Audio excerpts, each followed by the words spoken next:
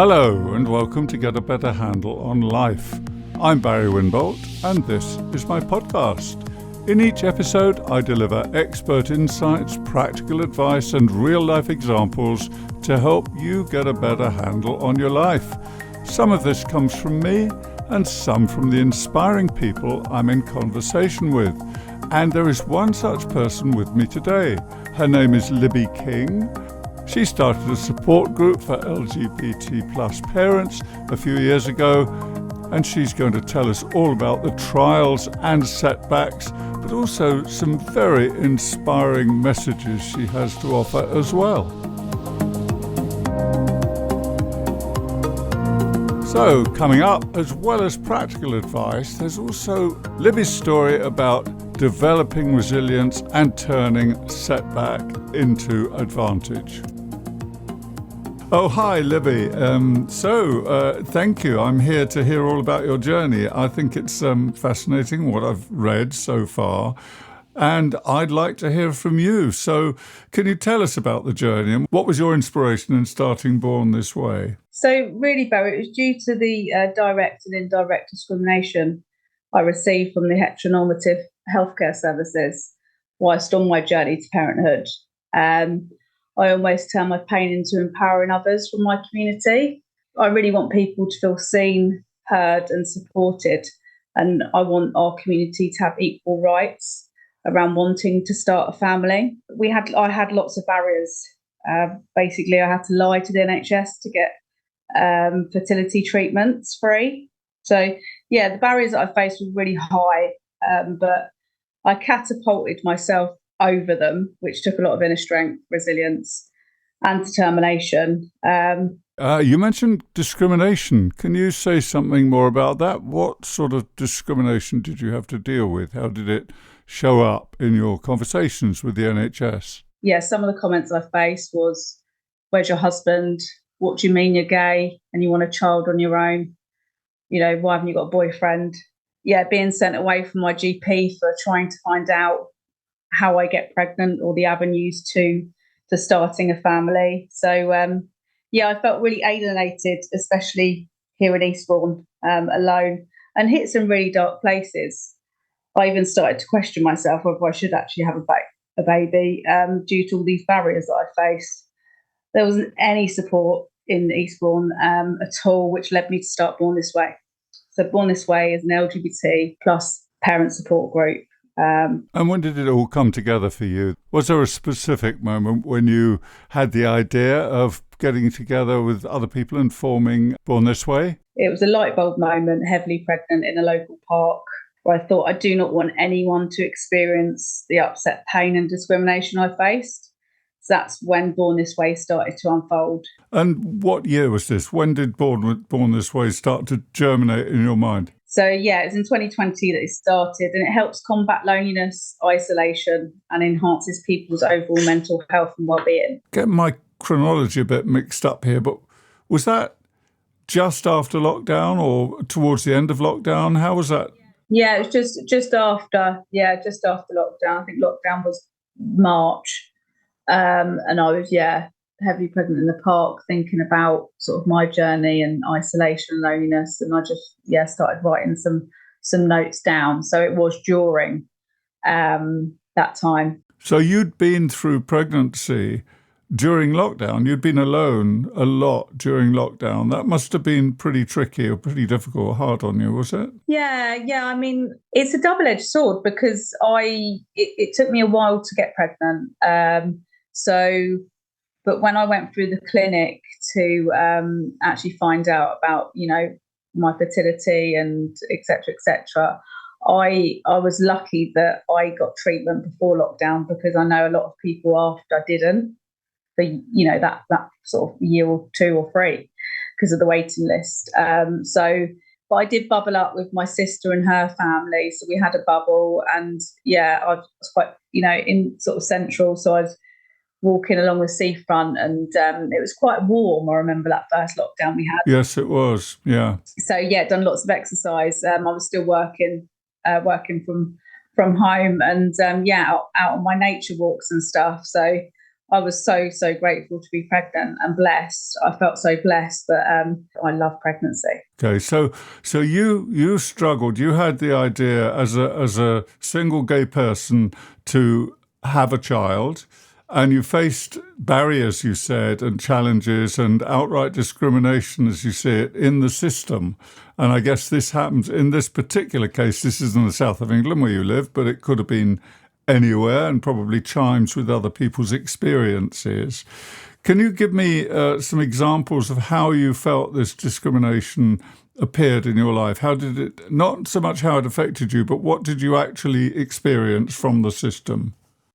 So, I think the system's very heteronormative. So there's an assumption that you are with, if you're female, you're meant to be with a male partner going into, have a child. Well, as is society, it's just a reflection of our society, isn't it? I mean, that's how people have come to expect things to be, and they're perhaps, yeah. Sorry, go ahead. Yeah, so there was that being questioned about, as I said, about where's my husband, where's my boyfriend, why do you want a child alone? What do you mean you're gay and you want a child? You shouldn't be allowed to have children if you're gay. Are you saying that healthcare professionals said to you, you shouldn't be allowed to have children as a gay person? No, not healthcare professionals, but other people have said that. Healthcare professionals were more, it was the heteronormative, the assumptions, where's your boyfriend, where's your husband, not having any information. When I first went to my GP,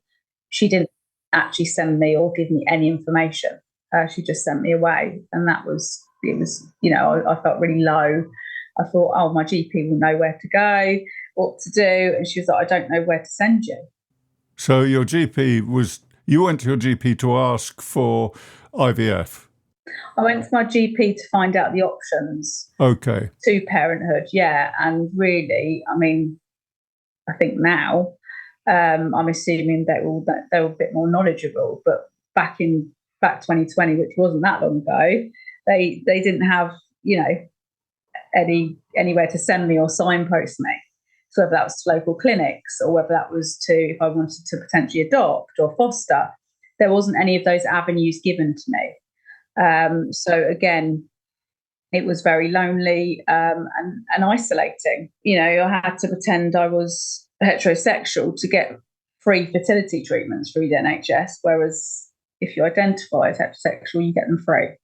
So, having to pretend and go through the process of pretending that my partner was a fire person and he was at work every time I went into the hospital and keep that up. So I got free fertility tests was really difficult. It was emotionally exhausting. So so I understand, you approached your GP, they weren't able to help.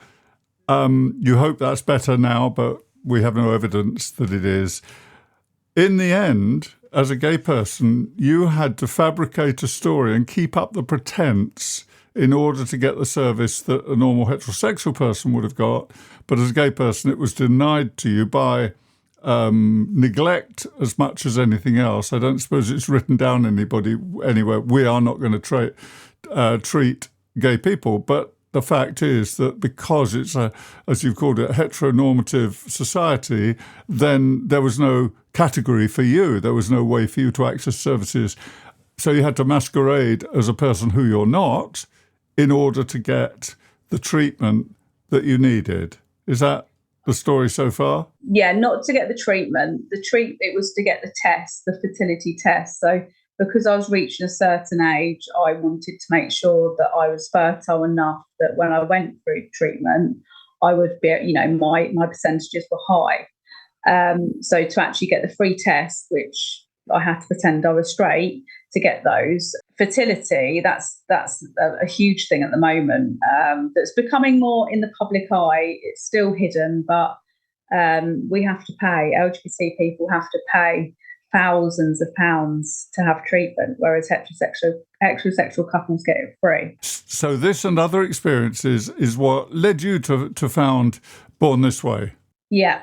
All these sort of, I guess, barriers, doors in my face, discrimination, direct and indirect, made me really, I guess, even though hitting those low points, it gave me the strength, determination, and resilience to think, I don't want anyone else to go through this.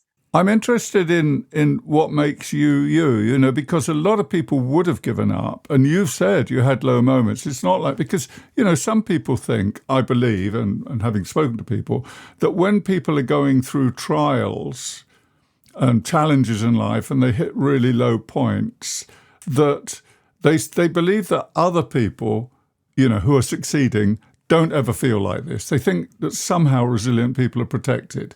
And yet, obviously, you're a very resilient person. You've demonstrated it in how you went through this experience and also through lockdown and all of that. It's a very difficult time for all of us. And you came out the other side and you've achieved your goal to an extent. You're raising a child and you've founded Bourne This Way, and you've got a community around you, and you're growing. So, absolutely, what I'm trying to draw out is what you say that this gave you the strength. But for somebody who's in that low point, what could you export from you to say to them? Look, it's worth hanging in there. How did you do it? I suppose is what I'm asking.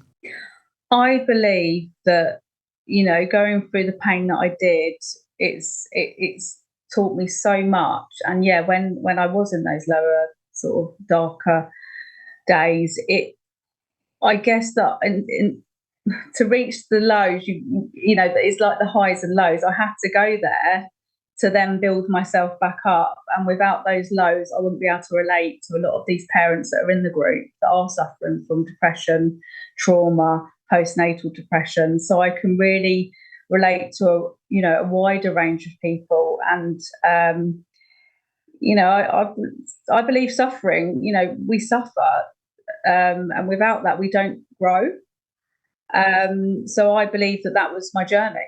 This is part of my destiny. And it's, to reach out. I did reach out, Barry. I reached out to counselling, therapy. I've done counselling in the past, and I believe that is, was good for me. So I had my community around me, but I also had the one-to-one counselling that I was doing regularly for me, my mental health, my strength to have a healthy pregnancy. So it's reaching out to that support, and wanting to be healthier and in a better mindset, and grow and talk through what was happening with me. If I was just not getting any of that support, then I wouldn't be here now talking to you. So it is, I think, reaching out to those pockets of support that are around us, So for anybody else, who's listening, it's reach out, make connections with your community, find support, pay for counselling or therapy if you need to.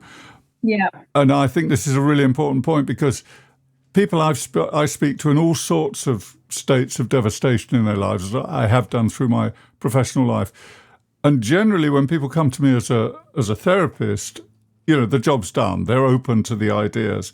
But I meet people in life who are suffering long term because they will not reach out. They won't connect. They won't, and they believe, and they become more isolated as a result of that. So what I'm always looking for is the germ, the spark, the magic ingredient that some people, such as yourself, have that actually enables a resilient person to keep hanging in there. And one of the very interesting things you said, which of course I've heard before, and it sounds a bit cynical when you say it, but when I'm speaking to people who have survived difficulties and gone through challenges, and they actually say, this was part of my journey, I wouldn't be here now, I wouldn't be the person I am. And in effect, and I'm adding this by extension, but is it fair to say you wouldn't be without that experience to some degree?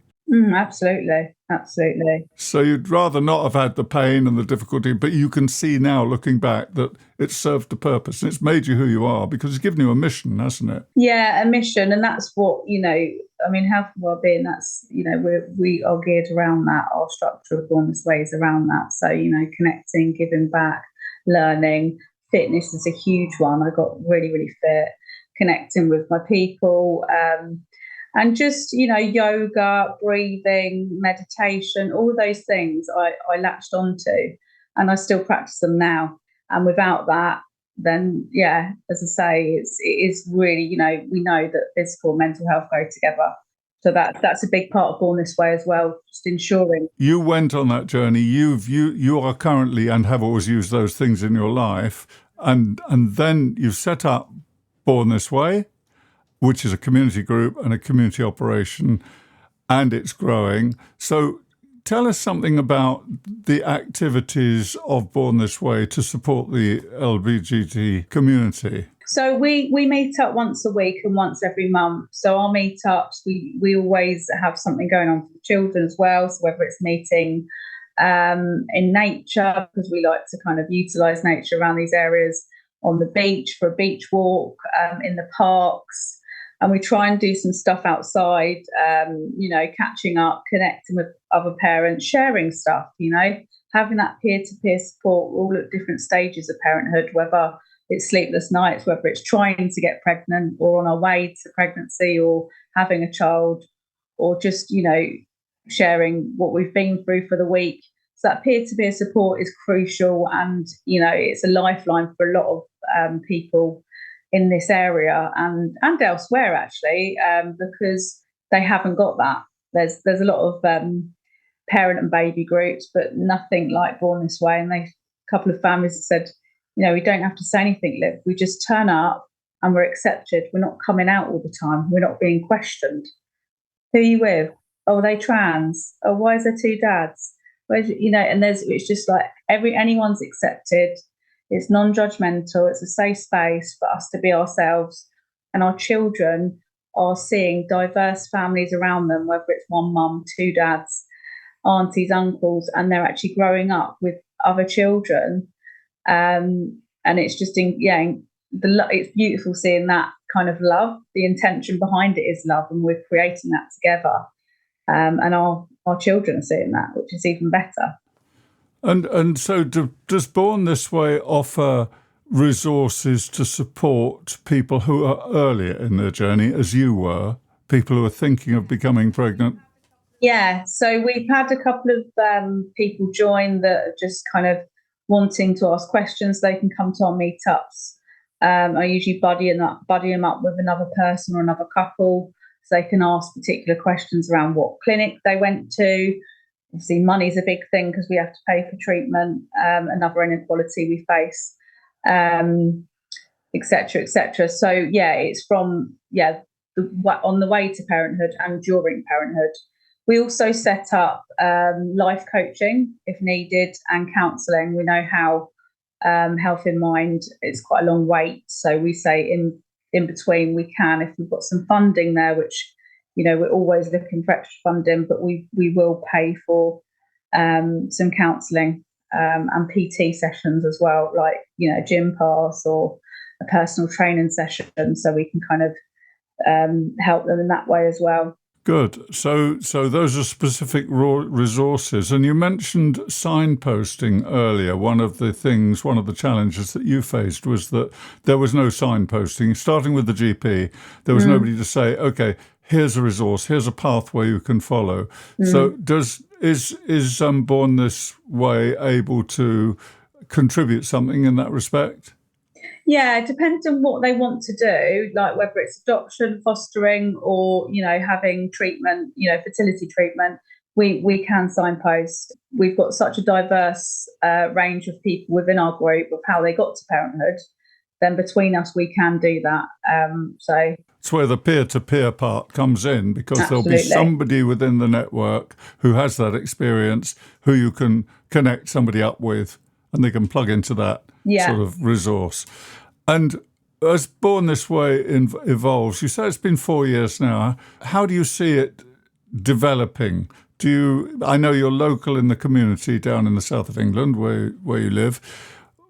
Are there any ambitions to expand, or what's your vision for the future? Because you must have one. I mean, you've obviously had a vision when you started, and I don't suppose that's changed in any way. So how do you envisage Bourne This Way moving forward? Well, as you said, we're south of England at the moment, and we are covering quite a stretch because there is a big gap that we're filling.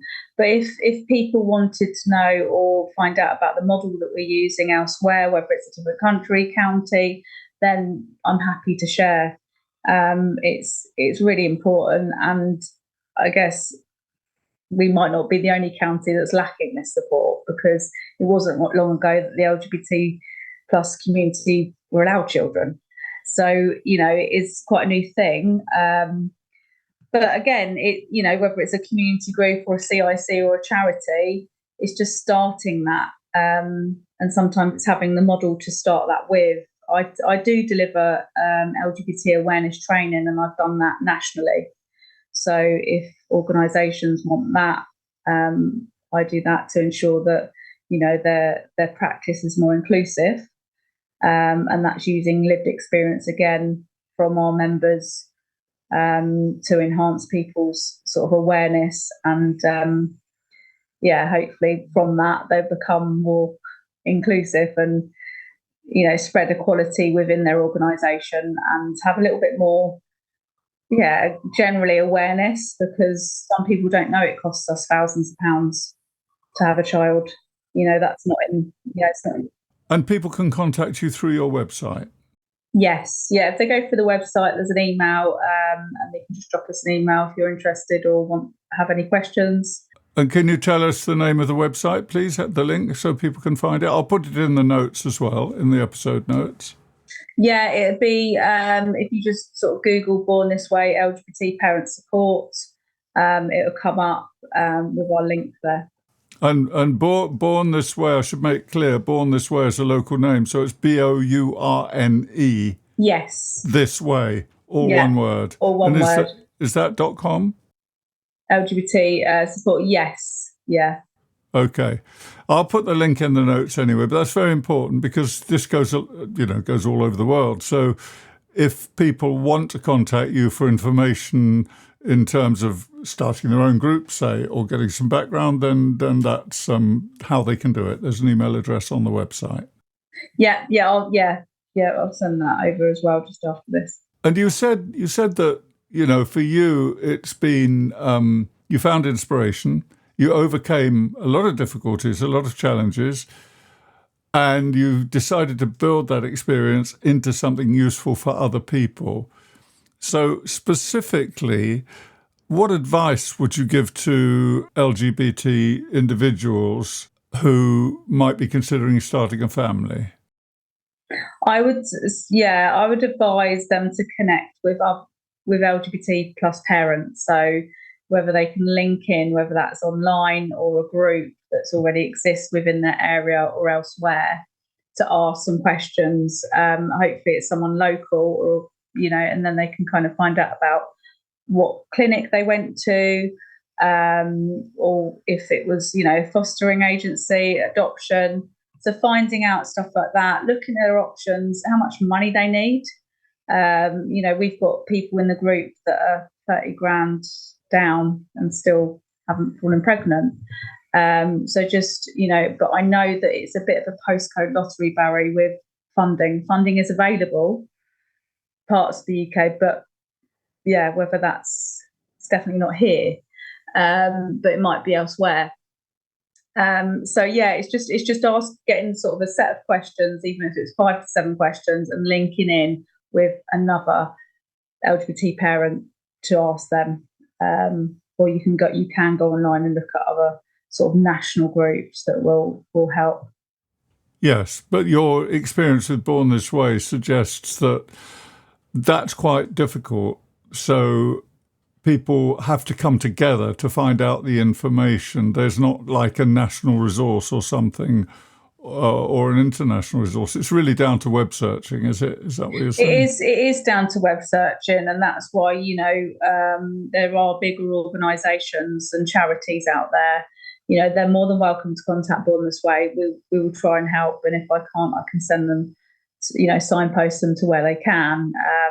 But that very beginning, it can be quite daunting because the lack of information. But again, it depends where they are in the world. But you're an example that eventually you can get there. Absolutely, So don't give up hope. We've heard quite a lot about what's wrong and the challenges and what you've overcome. What's the good news for you personally in your life? Good news. I'm healthy and my child's healthy. we are getting there. We are pushing through. There is more awareness.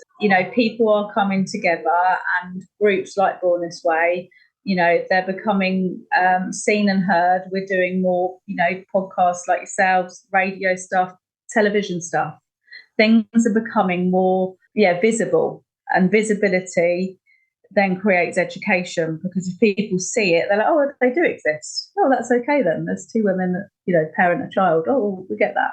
It's when it's not seen, and then people don't understand. But so for anyone who's in your situation as you were before you started Born This Way, you'd recommend reaching out, connecting with others in the community, particularly others in the LGBT community, finding out what's available and getting support that way. Yeah, the local prides and the national prides and the worldwide prides. I know in still 67 countries it's illegal to be gay. So celebrating who we are, coming together, and giving love and kindness. That's all I can say. But I'm very grateful. I've got my health, and that is my wealth. And I've got Sonny, who I wanted for 7 years. So I got there in the end. And he's now 4 years old? He's coming up for, in August. He's going to be 4. Starting school in a year or so? He's starting school early. Yeah, he's going in September. He's going to be one of the young ones. So, and it's about, even going back to him starting nursery, I said, do you do anything around Pride? And they didn't, but now they do. I've given them some flags, information, some books of, solo parents, LGBT plus parents, and I'll do exactly the same at his schools. So you start off prepared, really, and you'll be a benefit to the school as well as to your son. Yeah, absolutely. And I think sometimes if you haven't got that person or those people that do come together, it's not ever explained or discussed. So I'm really feel strongly about that. And I'm not sure how to pose the question really, but you've talked about discrimination by neglect, really. Just assumptions are made that everybody's heterosexual, and so why wouldn't you be, kind of thing. How do you explain that to a child? How does it work with a 4-year-old boy in this case who's going to school? And I guess children have all sorts of family setups these days, so it's probably not an issue. But is there anything that you can help your son with that you've had to think about in that regard? Yeah, I'm really aware of that. I was from day dot. I have got a literally fertility treatments, all the information of how Sonny, became in this world. It's all in a little box for him. But at this age, what I really do with him and suggest to other parents and carers, that reading books. So there's different books that you can get depending on your family setup and depending whether it was fertility treatment or adoption or fostering. You can read books, and then that relates in their kind of simple language. So there's an understanding there. But as he gets older, then obviously other things will be discussed on different, using different vocabulary. There's lots and lots of books out there about solo parents, and he's aware that he's got his super mummy. Some people have 2 super mummies, some people have 2 super daddies, but he's got a super mama. So that's how I explain that to him, as well as, like I say, the books that I read. That's really good advice. I hadn't thought of that. So bedtime stories really, really, I mean, I know from my own children the power of bedtime stories and dealing with challenge and difficulties in life. Yes, I know from reviewing books, there's a lot on the market that people can look for their children in any circumstance. It could be grieving, it could be anything else. But in this particular case, it's good to hear that you've got experience of using that. And that, I think, is probably really powerful and sensible advice for any parent in a similar situation. Would you say? Yeah, and they're easy, they're easy to get online as well, the books.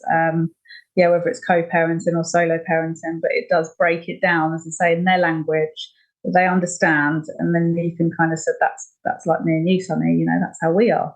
That's how you got into this world. And so he's, it's capturing and that understanding at a very young age. Yeah, and being very open and honest. I think that's really important. So yeah, that's how we. And normalising the situation so it's not seen as being outside the community or outside what is expected elsewhere. Yeah. And therefore, anybody who makes assumptions, actually, really, that's their deficit. It doesn't come from within the home. It comes from the world out there and other people not having done their homework, basically, or not having broadened their horizons.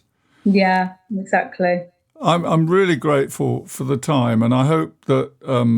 But have you got some pearl of wisdom to leave us with? You know, something that you have learned that you otherwise wouldn't have known about the joys of single parenthood.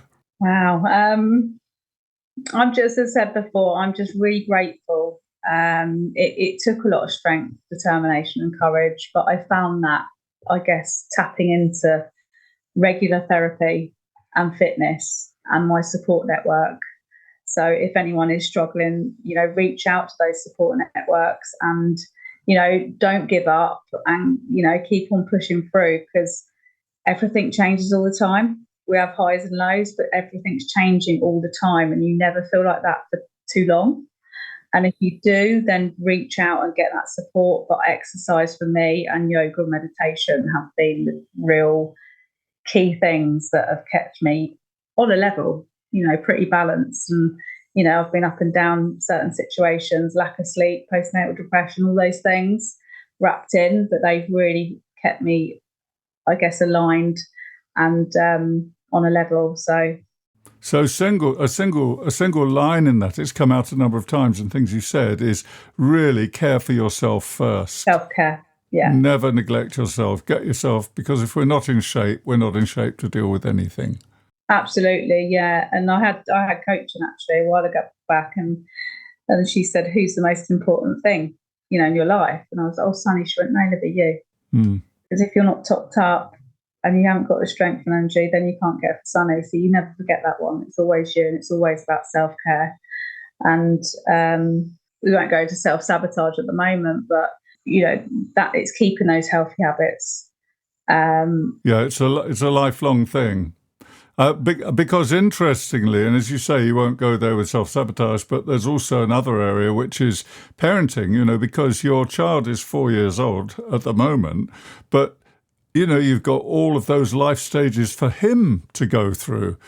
And there are going to be boundary issues. There are going to be all the things that any parent deals with. And if we're not in good nick, and that's, I don't know, tell me if this is something you've noticed, but it seems to me, I spent some time as a single parent, and it seems to me that it's very easy to become so engrossed in your offspring that you, lose sight of yourself a bit, but also to some extent, it's tempting not to be a parent. You start to become something else, and the boundaries can easily get frayed.